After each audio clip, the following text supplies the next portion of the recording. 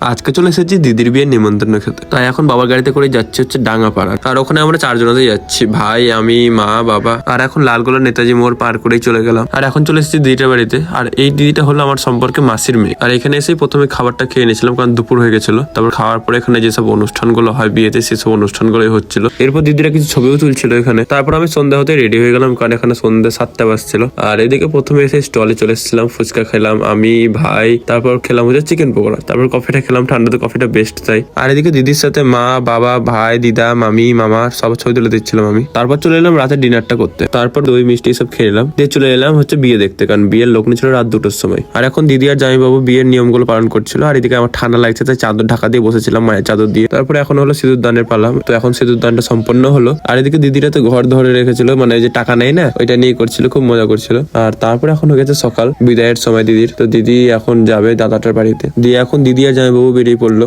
আর আজকে ভিডিও ছিল এইটুকুটাই। দেখা হচ্ছে তোমার সাথে নেক্সট ব্লগে। চলো, বাই।